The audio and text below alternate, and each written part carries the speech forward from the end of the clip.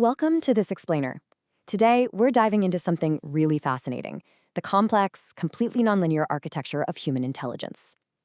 Far too often, we just reduce the incredible capacity of the human mind to a simple, flat number, just an IQ score. But as we're going to see from the source material today, intelligence definitely isn't just a straight line from slow to fast. Not at all. It's actually this vast, dynamic spectrum. It shifts in architecture, in purpose, and even in profound emotional depth as we move through its different tiers. So, get comfortable. We're going way beyond the basic metrics to explore how different minds actually experience the world. Right off the bat, I want to challenge you a bit. Where do you think you fit on the intelligence scale? And hey, don't worry, it is a completely natural human tendency to wonder exactly where we rank. We literally all do it. We want to know our cognitive placement. Are we the practical problem solvers, the fast-thinking pattern recognizers, or maybe something else entirely? So just keep your personal guess in the back of your mind as we navigate through these different layers of human cognition. Okay, first things first, let's humble ourselves just a tiny bit. If you look at the breakdown of humanity, there is this massive, overwhelming majority sitting right smack in the middle, and that represents average intelligence. The vast majority of us reside right there in that center block. The slices on either side, those below average and those above average, they're actually comparatively really small. It's so important to ground ourselves here and realize that the baseline of human society relies heavily on that giant middle block. It perfectly sets the stage for our journey through the cognitive tiers. Which brings us to Tier 1, the baseline. This is the intelligence of routines and the very foundations of society. So, looking at these foundational levels, it's incredibly important to view them with real empathy and understanding. First up, the subnormal level, which is often an IQ below 70. The source material points out something really beautiful here. Their experience of the world is highly immediate and sensory. Sure, they might struggle with abstract language, but they form these deep, profound, nonverbal emotional bonds. They often sense kindness or frustration way better than anyone else in the room. Next, we have the below average level. Folks here might struggle with dense academic theory, but they learn exceptionally well through repetition. They have remarkably strong practical and interpersonal skills, and they absolutely thrive when they're respected for what they can do. And finally, we reach the average level. This is literally the engine of society. This is where cause and effect are easily grasped. It's the intelligence of basic problem solving, everyday conversations, and keeping balanced routines. Think about it. Teachers, drivers, nurses. The world just simply does not run without average intelligence. Now, what's truly fascinating here is this unique, sticky trap of average intelligence. Our source points out that the danger at this level is that it often kind of feels like the end of growth. People here are usually smart enough to think they understand everything, but maybe not quite sharp enough to see their own blind spots. They confuse being right with being informed. And honestly, because life generally works perfectly fine for them, they navigate their routines, solve everyday problems, they rarely feel any push to ask deeper questions. It's a really stable place to be. But yeah, it can absolutely trap you in complacency. Let's transition over to Tier 2, the accelerators. Here, we hit the thrill of pattern recognition, along with the very real cost of speed. The shift between these two realities is pretty jarring. On one hand, the average mind is stable, content, and, like we said, kind of sticky. But for the above-average mind, thought gets incredibly fast.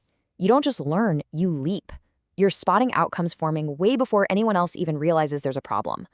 But notice the trade-off here, detachment. Above-average thinkers constantly find themselves editing their thoughts mid-sentence, or just faking normalcy to keep the peace. Why? Because other people simply can't process information at their speed.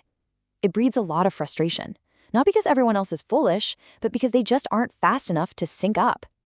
Moving slightly further up that tier, we hit a very specific metric, an IQ of 130 to 145.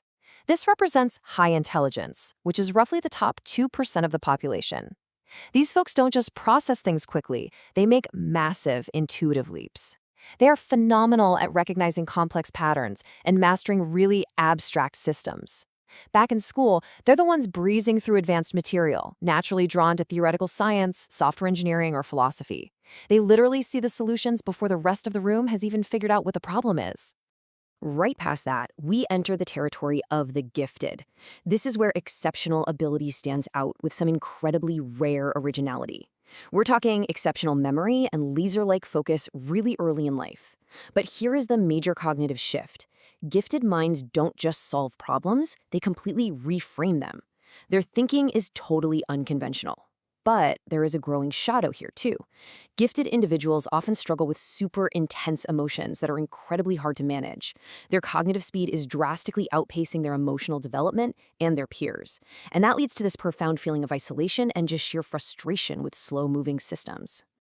Welcome to Tier 3, the architects. This is where we move from pure cognitive speed into the architecture of synthesis.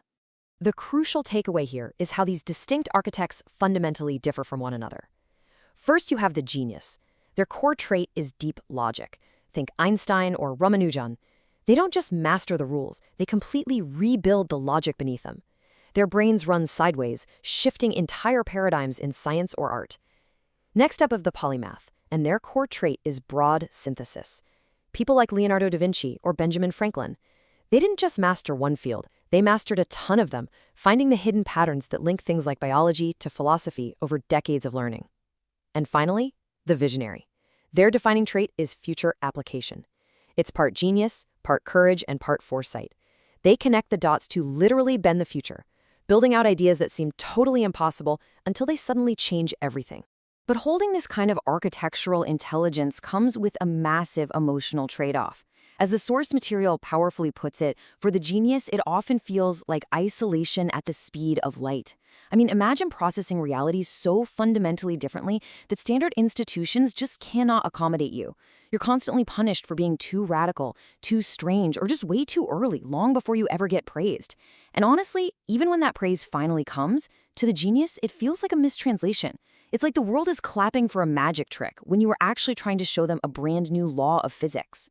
Which finally brings us to Tier 4, the beyond. This is where intelligence stops being about answers. I want you to pause and really think about this for a second. We spend our entire lives viewing intelligence as a tool, right? It's a weapon we use to solve problems, pass tests, conquer systems. But what happens when intelligence completely stops seeking answers altogether? That question brings us to transcendent intelligence. This is the absolute highest level of the human mind. At this stage, intelligence just becomes pure awareness.